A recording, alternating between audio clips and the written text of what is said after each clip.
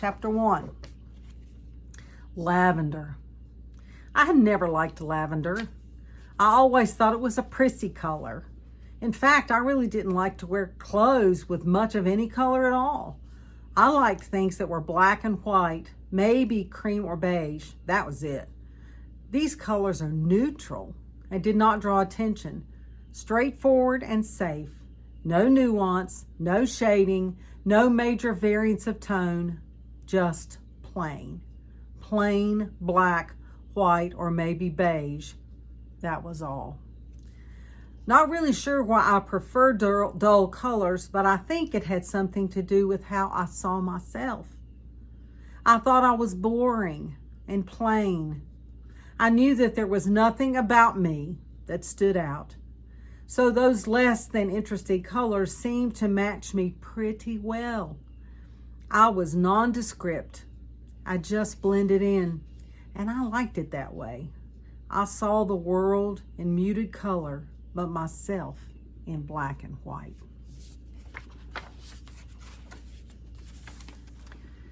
And so this chapter of my story begins. A journey into beauty, pale and fragile, the long, low passage through discovery into hope, a slow crossing into color and tone and loss and voice, a journey into trust and friendship. And it all started on an unclouded spring day when the forsythias were in full bloom. That bright day when I saw a magnificent bird pass by overhead. It seemed literally to pull my gaze toward it like a magnet pulls on steel. There was no sound, just a sense of something pulling my gaze up to the sky. There's the bird. I was 10 years old, doing what 10-year-olds used to do. I was outside on a glorious spring day, a Saturday. There were no clouds, just a clear blue sky. The daffodils were poking their heads up, and I was headed to get my bicycle and go for a ride. I didn't have a helmet. Back then, helmets were for people who rode motorcycles. So, as I was on my way to the garage, that unseen magic magnetic pull took my gaze upward, and there it was. The most graceful bird I had ever seen. It was close enough that I saw its dangling feet, but far enough away that I could not make out much else. It flapped its wings occasionally, but mostly it was a glider, catching the updrafts and staying afloat with virtually no effort.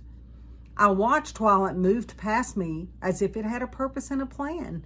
It was gone in a few seconds, and I never heard a sound. I had wished I could go with that bird. The next day, I was outside playing with my dog Patch.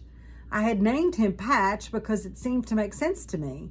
He was mostly white, but was covered with lots of black spots, mostly small, though he had a big black patch over his right eye. I loved Patch. He loved me and was my best friend. Patch and I were playing our favorite game, Fetch, when once more I felt that pull. No warning, just a sense to look up, and there was that spectacular bird again, silent and so graceful, headed the same direction as the day before. I thought that it was the prettiest bird I had ever seen. This day I could tell it was a creamy color, like oatmeal, but smooth. 2 times in 2 days, I thought. I am one lucky girl. I liked cream. It was a good color. The 3rd day was a cloudy day. I loved to spend time outside. Any day outside was a good day. I loved the freedom outside, and I loved the grass and trees. I would lie on my back on the grass and gaze upward into the heavens, resting in my safe place. I would imagine what the clouds were in heaven. Maybe a mountain, maybe a dog, maybe a butterfly, maybe a giant ogre. Of course, I didn't think that would be in heaven. I saw a magic carpet cloud and I wanted a ride. Then there was that bird again, gliding under the clouds without a sound. That day, it did not flap its wings at all. I think that bird is a boy, I thought. I will call him Oatmeal and watch for him every day. Oatmeal was subdued in color but glorious in his flight. Maybe that is why God made him that color, so that what he does is more important than what he looks like. It seemed to me that was a good thing. I love Oatmeal for flying by to see me every day, and he slides by like a secret. I like having a secret friend. So Oatmeal became my special secret that I watched for every day. I tried to imagine where he might be going. Maybe he had a family he was going to see. Maybe he was going to work or coming home from work. Maybe he was on a secret mission. All I knew was that he was my secret, and the only one who shared that secret with me was Patch. I looked for Oatmeal every day. I was never disappointed. Even on a rainy day, I would feel that strange tug to look, and I would run over to the window in time to watch him glide through the gray sky. He came by at different times throughout the day, but I always seemed to see him. It was as if he came just for me. It made me feel very special to see him every day and imagine those special places where he might be going. I don't think my foster parents, the Musics, ever saw him. I didn't think anyone else had ever seen him. He was my special secret. I sometimes wondered if there could have been more than one Oatmeal. Of course there could have been. After all, birds are often in flocks, but Oatmeal was always alone. A whole flock of Oatmeals would have been quite a sight, but he was always alone, and he was always going the same direction. I wondered when and how he went home, maybe during the night or in the early morning before I woke up. So now I had two friends, Patch and Oatmeal. I went to school but didn't have any friends there. I lived with a nice family who took care of me. They were kind to me, but I had been in many homes in my life. I didn't have any brothers or sisters. I didn't remember much about my mother, but I knew nothing about my father. I did recall my mother's blue eyes and pretty smile and how it felt when she hugged me, but that was about all I could remember. I did not fully understand why she left me. I had come to accept it, but I wished I could see her and ask her why. It had been a long time since she left. Mr. and Mrs. Music were nice people. They took me in when I had to leave my last foster home. Things at that last house were not so good. There was a lot of yelling. Those people would yell at me to do things that I didn't know how to do, and they would yell at me for little things like spilling milk or knocking over a chair. I would cry a lot, and I was scared. I was able to leave that house when the police came and found me crying and hiding outside in the winter without a coat. So then I went to live with the Musics. Mr. Music worked out of town and was gone a lot. Mrs. Music took care of things at their home in the country. She taught me about chores and how to plant seeds and how to hoe the garden. I learned so much from her. She was always pleasant, and I liked living there. I was not afraid. The day I came to live with the Musics, the little dog Patch I've already told you about showed up, and they let him stay. I didn't talk. I had learned to keep things inside when I was scared, and I continued to keep things inside. That was the one thing that I could control. No one could make me talk. I could be made to do a lot of things, but no one could force words out of my mouth. So I held them in. Sometimes at school, kids called me stupid because I didn't talk. Mrs. Music never said anything like that. She was a nice lady who helped me as best she could, but I always wondered about my mother. The only one I would talk to was Patch, and no one knew that I talked to him. He listened and never told me that I was dumb or stupid like the kids did at school. He just licked my face and snuggled up close. I was glad that Mrs. Music let him stay inside the house with me. I was trying to imagine my mother's face in the clouds one bright summer day. As I was straining to look up, I had to put my hand over my eyes. I thought that it sure would be nice to have a hat. I could ask Mrs. Music, but that would involve talking, and I didn't want to do that. And then there came Oatmeal, gliding overhead. I strained my eyes to see him against the blue sky. He was a little lower today, I thought. It was almost as if he could see me too. I thought that maybe he turned his head a little bit to look at me and maybe to motion me to follow him. Well, at least it seemed that way to me, so I jumped up and decided to go. The Musics lived in a small frame house on a few acres. The house was way out in the country in a little tiny place called Finney. I had only lived with the Musics for about 6 months.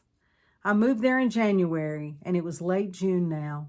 School was out, and I had not made any friends at my new school.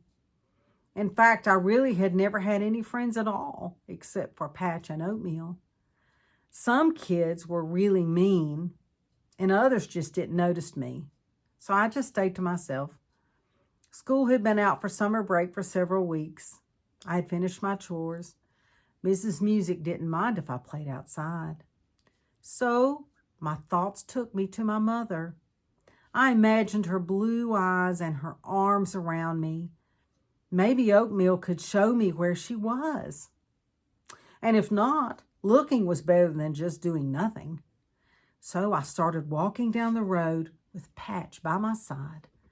I did not let Mrs. Music know where I was going. She was busy inside, and I would be back soon. It seemed to me that Oatmeal had slowed down a bit. I think he knew I was following him, and he wanted me to come. I started to run, and Patch stayed with me. I ran down the dirt road, following Oatmeal. There were no cars, so I ran right down the middle of the dirt road. His path turned to the right, and he flew over a big hill. There was an old cemetery on top of the hill. I stopped running and wondered about whether or not I should go in. It wasn't too far up that hill, but it was covered with briars and branches all around the tombstones. I thought maybe I should have some kind of tool to help me break down several branches or cut the thorns. I also thought that maybe I should be wearing jeans instead of shorts to protect me from getting scratched or cut. So I decided to go home and follow Oatmeal again tomorrow. When I turned around, I saw another girl. She was looking at Oatmeal too. I recognized her from school. She had been in a different class. She was very pretty, and I remembered that she always seemed to have a lot of friends. She had not been mean to me, but I had never spoken to her. She smiled at me and said, "Hello, my name is Riley. I think that bird is really pretty, don't you? I've been watching it for a long time. It flies by every day." I smiled back and gave a quick wave, but didn't say anything. She walked toward me and seemed to recognize me. "Hey, do you go to Honeacre Elementary School? You look familiar." I nodded. She smiled and said, "Nice to meet you. What's your name?" I shook my head a little bit and didn't speak. "That's okay," she said. "You can tell me later. I want to follow that bird and see where it goes every day. Do you want to go too?" I didn't speak, but I nodded my head. Maybe Riley would be my friend. Patch seemed to like her. He was licking her hand. Patch didn't lick just anybody's hand. I thought it was good that he liked her. "Where do you live?" Riley asked me. I pointed up the road toward the Music's house. "Can I walk there with you? Maybe I can meet your mother and you can meet my mother. We can follow the bird tomorrow. You know he comes by every day." So we walked back to the Music's house. She talked about things that she saw along the way and along the road, and I listened. She asked me questions, but she didn't try to make me talk. When we got back to my house, we opened the screen door and stepped inside. "Well, hello, Miss Riley," said Mrs. Music. "It's good to see you. How's your family?" "Hello, Mrs. Music. They're fine. Everyone is trying to stay cool in this hot weather. Does she live here? She asked, pointing to me. Oh, yes, this is Annie Beth. She has been staying with us since January. She doesn't talk much, but we love having her here. She is so helpful around the house, never complains about a thing. She's a very sweet girl. Maybe she'll talk to you, Mrs. Music said. And then she looked kindly at me and said, maybe you can talk to Riley. And she gently brushed my hair from my face. Mrs. Music, is it okay if Annie Beth comes to my house to play? Mrs. Music looked at me and I nodded yes. Then Mrs. Music noticed that the sky was growing darker. Maybe you should stay here today. Looks like we're going to get a big storm this afternoon. How about tomorrow?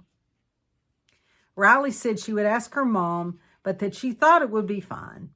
Riley moved toward the door to start her walk home. She leaned over and said quietly, just follow the bird tomorrow. I'll meet you at the same field. We'll see where it goes. She smiled and headed down the road. I remember being thankful for oatmeal. So that hot summer day was the beginning of my first friendship. I was glad that Riley wanted to be my friend. She was so nice, and it didn't seem to bother her that I didn't talk. She asked questions, and I nodded or shook my head. Yes, I was thankful for oatmeal.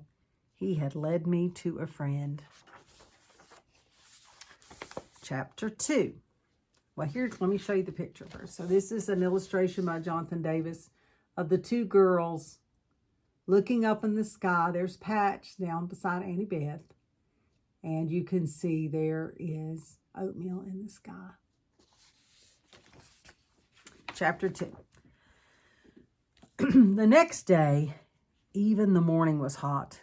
And as I was going out the front door wearing jeans and a gray t-shirt, Mrs. Music said, don't you want to wear shorts? It's really hot.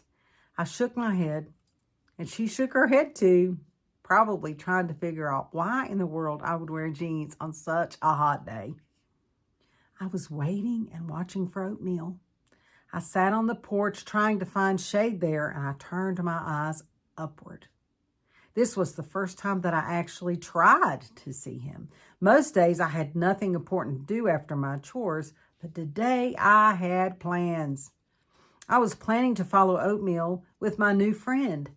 Usually I would get that strange pull on my eyes to look up, and there he would be. But today I was waiting for him. I waited for 15 minutes, then 30, then 45. It was almost 11 a.m. and I thought I might walk toward the field without seeing him. But then there he was, gliding across the hazy summer sky. I left Mrs. Music a note that I was walking to Riley's house. I knew to be home by supper. The dirt road was very hot under my shoes.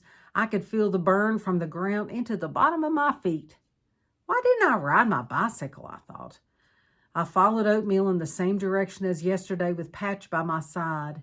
As I rounded a corner in the road, I saw my new friend walking down the hill with her eyes upward too. I was glad to share my secret oatmeal with my new friend.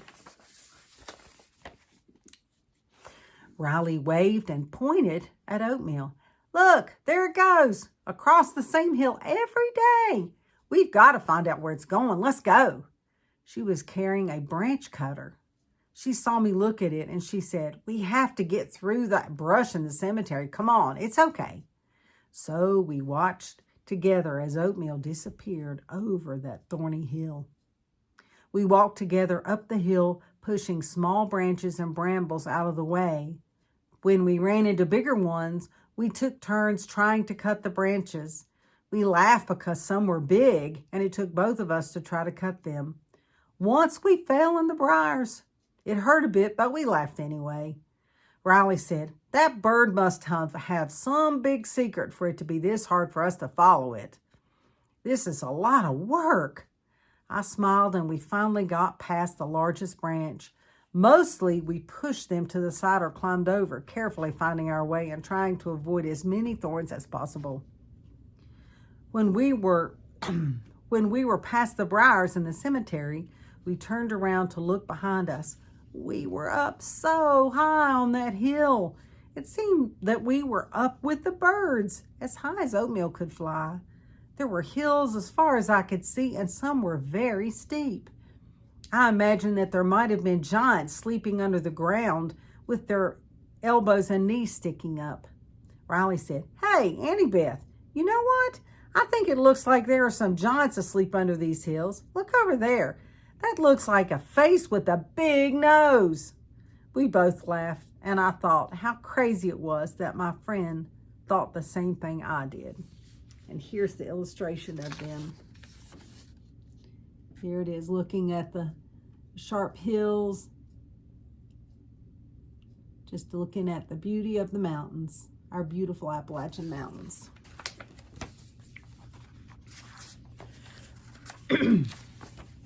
Riley asked me, "I was just wondering why you don't talk." She paused and said, "Can you talk? Maybe you just don't want to talk." I barely shook my head, and she said, "That's okay. Just talk when you're ready. I can talk enough for both of us. It runs in my family." And she laughed. At that moment, we spotted Oatmeal. He was circling around and around and heading toward the ground. Our eyes grew wider as we watched him land right in a hole just perfect for him to fit in. "Wow, crazy," Riley said. "Let's go look." This side of the hill did not have the same brambles and briars that were on the other side. We ran as fast as we could to try to get to the hole and almost fell down the hill. We tried to keep our eyes on the hole, but the closer we got, it seemed to disappear from our sight. We hunted and found nothing. "Where did it go?" "I know, we saw it go into a hole. How could it get away? We were so close," Riley exclaimed. We had dropped the branch cutter on the hillside and knew we needed to be getting back for supper. "Let's come again tomorrow. We can get here early and try to see where it goes." I nodded and we climbed back up the hill. Riley was glad we found the branch cutter. "If I lost that, my mama would tan my hide," she said. We both smiled and headed down the other side. Riley mused, "I think that bird should have a name. What do you think?" I smiled and nodded and said very, very quietly, "Oatmeal." Riley smiled and clapped her hands. "Yes, Oatmeal. It looks like oatmeal, only smoother. Yes, that's a great name." Chapter 3. When I woke up the next day, it was raining. Mrs. Music asked me to help her with a few extra things, including washing the good china. I didn't mind, but I wanted to meet Riley and try to see Oatmeal. The rain came down harder, and Mrs. Music thought it would be best to stay in and read. Though I was disappointed not to be able to continue my Oatmeal adventure, I liked to read too. I settled down with Alice in Wonderland, and I thought that maybe Oatmeal had landed in a rabbit hole. Mrs. Music was always very kind. She would ask me questions to see if I would answer, but she had heard me say only a few words in 6 months. "Annie Beth, what are you reading?" "Annie Beth, what would you like for supper?" "Annie Beth, is there anything you would like to talk about?" "I would love to talk with you and know what you're thinking." I smiled and hugged her, but did not speak. She said, "Anytime you want to talk, I'm here to listen, anytime." I fell asleep that evening with Alice in Wonderland in my hands. I wanted to be Alice. I wanted to follow Oatmeal down that rabbit hole. I dreamed that I was flying with Oatmeal, flying slowly and smoothly way up high where there is no sound but the wind. I was riding on his back, and he would turn and look at me with a little bird grin. He didn't talk at all. I never heard Oatmeal make a sound.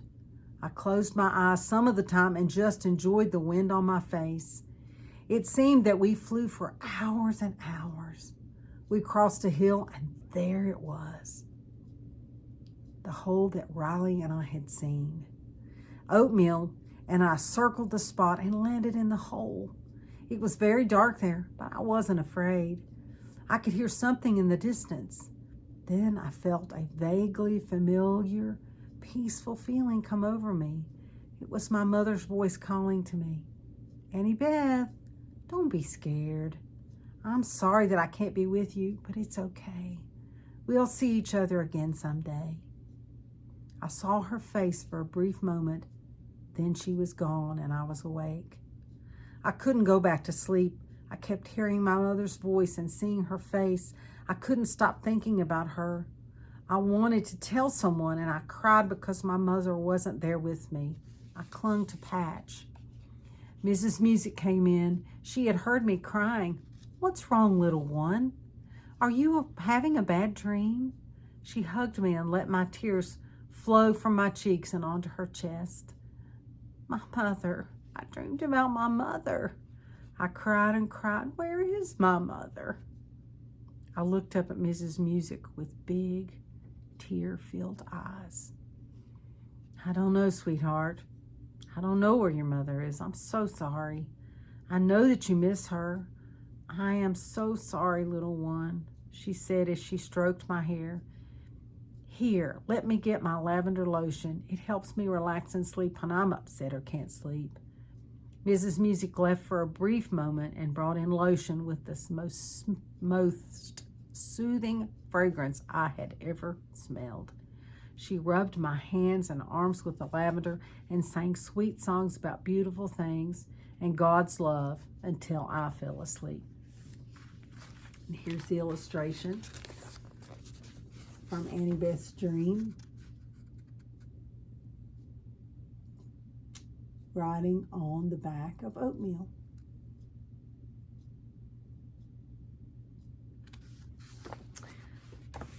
Chapter 4.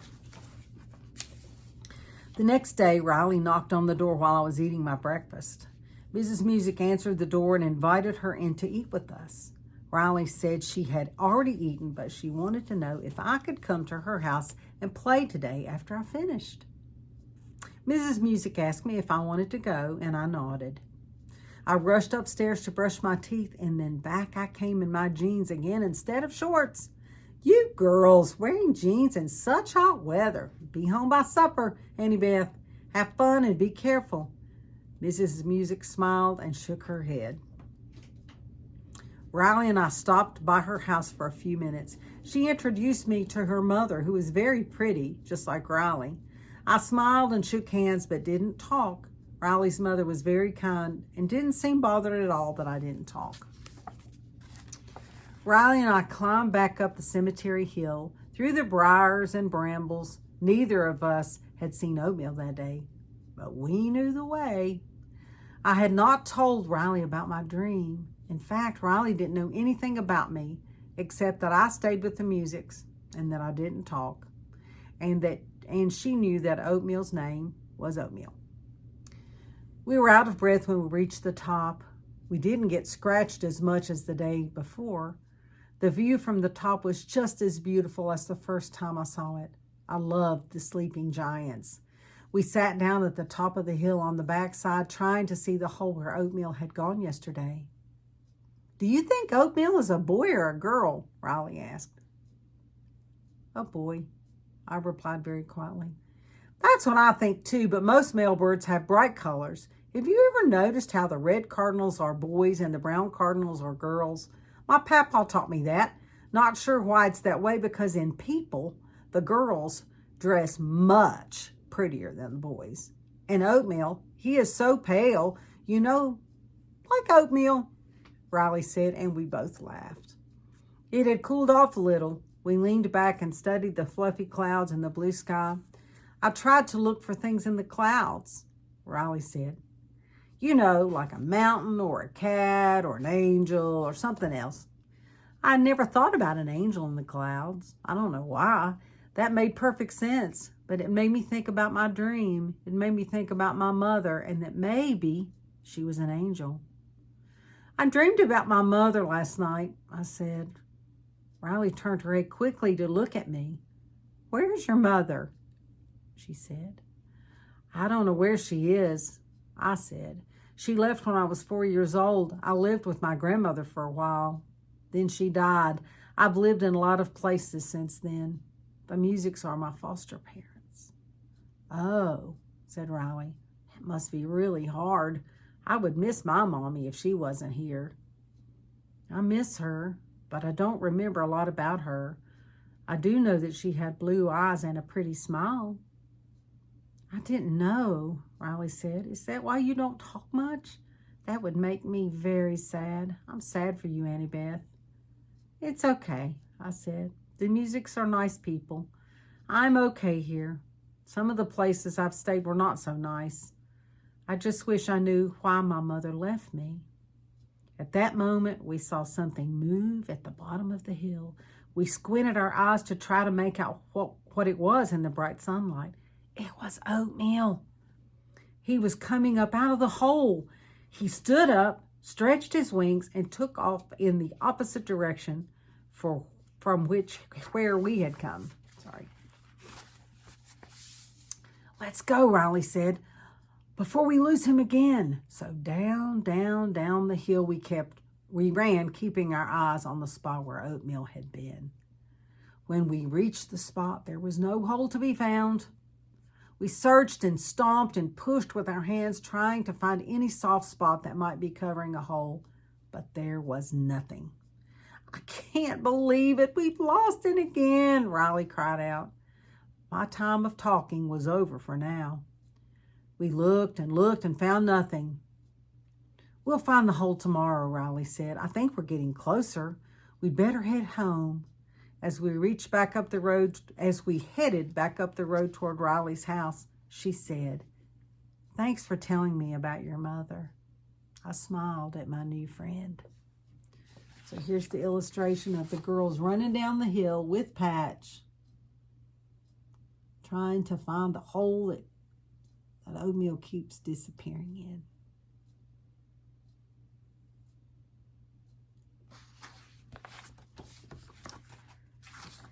Chapter 5.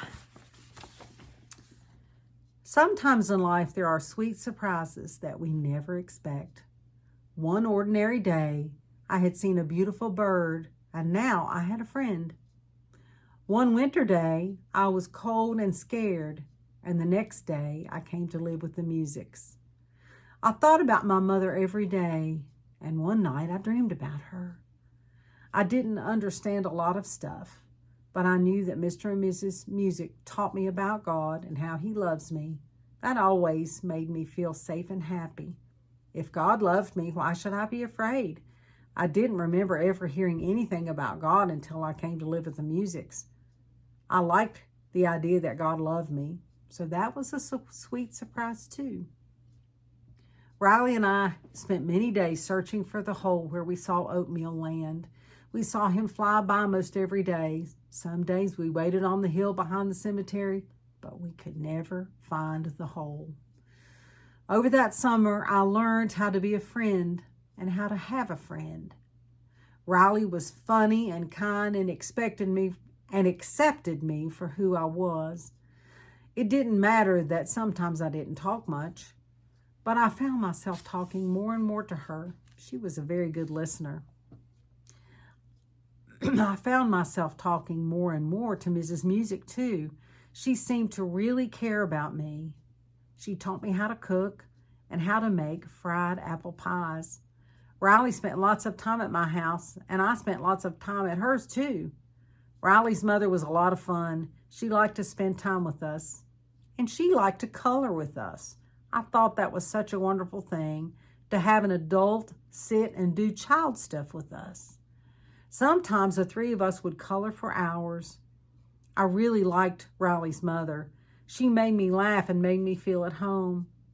I told Riley that she was lucky to have such a nice mother. I still thought about my mother, but it was not as hard now. I still missed her, but it hurt less. Friendship and acceptance are such amazing things. I felt acceptance from Riley and her mother and from Mrs. Music, and my world was changing. I was more willing to talk to them, and I was beginning to talk to Mr. Music too. I didn't know what it would be like to have a sister, but I did know what it was like to have a friend. I didn't even dread school starting anymore. A friend made all the difference. On a muggy August day, Riley and I were giving Patch a bath with the garden hose. He was covered with suds from his head to his tail. Then he shook all over and the suds went everywhere, all over Riley and all over me. We laughed and laughed. Then I felt that old magnetic feeling, and there was Oatmeal flying over, the lowest he had ever been. We hadn't seen him in several weeks. He was so close that we could see his eye looking at us. He seemed to be asking us to follow. Riley said, "Let's go. Maybe he's taking us there." I gave Patch a quick rinse and called to Mrs. Music that I was going to Riley's house. I had come a long way. I used to write notes. Now I could call out and tell her. I was happy living here. We ran down the road and up the cemetery hill. We had made a path through the brambles so we didn't get scratched much anymore.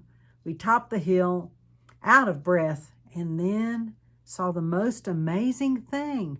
There was Oatmeal circling down and down and down toward the disappearing hole.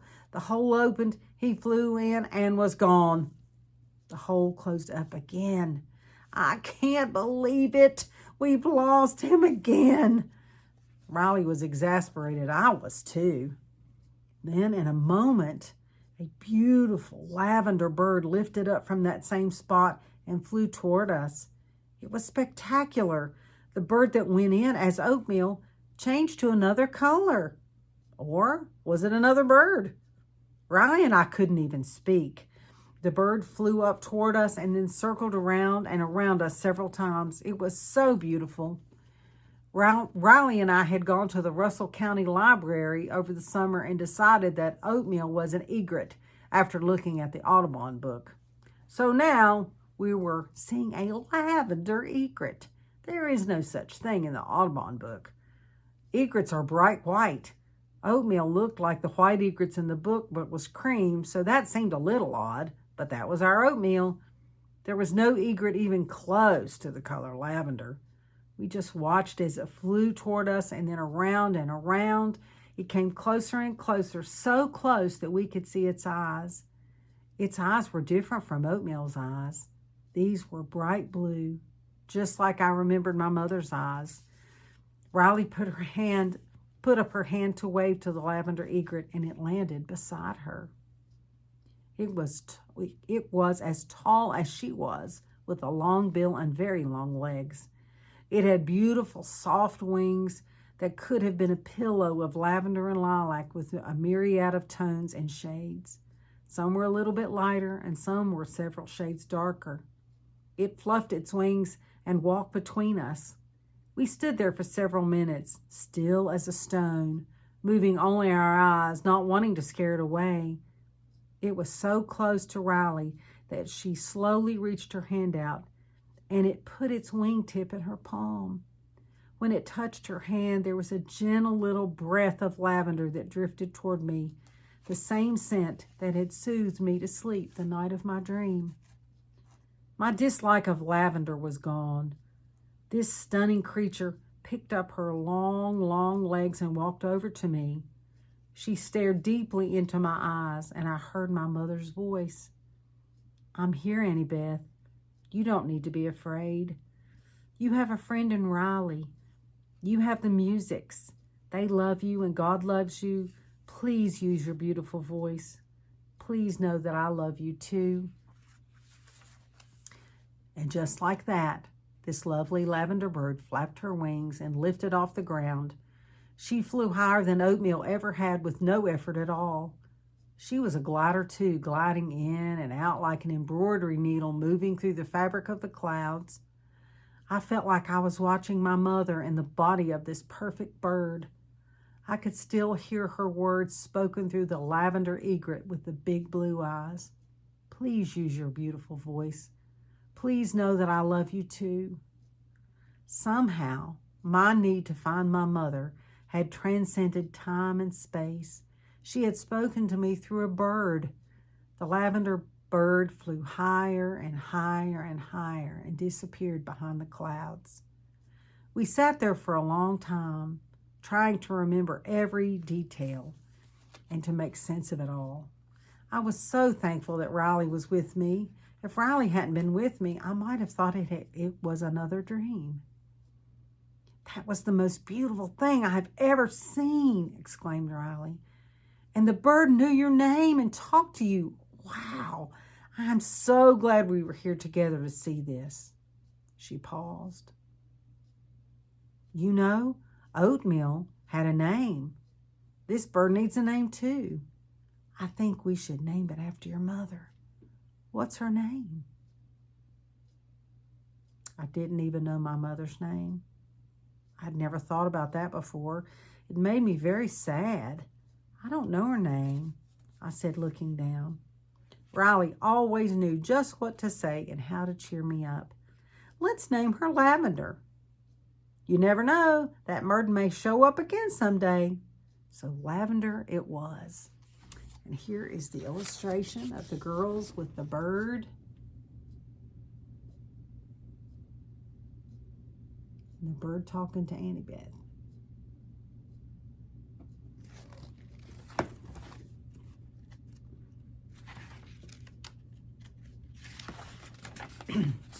Riley and I watched for Oatmeal for many, many days and wanted so much to see him, but he was nowhere to be found. What did it all mean? Did he fly away forever? Did he turn into the lavender bird? Was he making new friends and maybe visiting them every day? I still remember how beautiful he was, so graceful and slow. I was thankful that I had met him and had him for a friend, even for a little while. I was thankful that he had led me to my first human friend. I have never forgotten that summer, and Riley and her mother and Mrs. Music and Oatmeal and Lavender. And we didn't find the hole. I will always remember those words from my mother.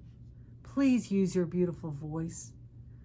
I still talk less than most people, but I no longer hold back my words. I trust people more and have learned that most of them are kind. And so my story continues. That summer journey was about beauty, pale and fragile and unique. That long, low passage took me through discovery of friendship, my own self-worth, and hope. That slow summer crossing helped me see colors again, pale and gentle and bright and bold. All colors and hues are beautiful and are part of the glory of our world. I found peace in loss, and my voice rose up out of the deepness of my heart. I found the blessing of a beautiful secret and adventure shared with a friend. And it all started on an unclouded spring day when the forsythias were in full bloom. The bright day when I saw a magnificent bird pass by overhead. I am eternally thankful for Oatmeal and the lovely lessons from Lavender. The end. Oatmeal and Lavender, illustrated by Jonathan Davis. Written by myself for my granddaughter, Riley Hart. So, sorry it took longer than 30 minutes. That's what happens when you like to read with expression. But anyway, stay tuned for more things right here on this station, Ann Ledgerwood's children's channel. We're going to talk about lots of stuff and some good ideas for fun things to do at home. But my challenge to everyone is take the time to read. Sit and read with your kids. Talk about things that are difficult and help them learn, help them feel safe, help them feel loved. Anyway, until next time, bye-bye.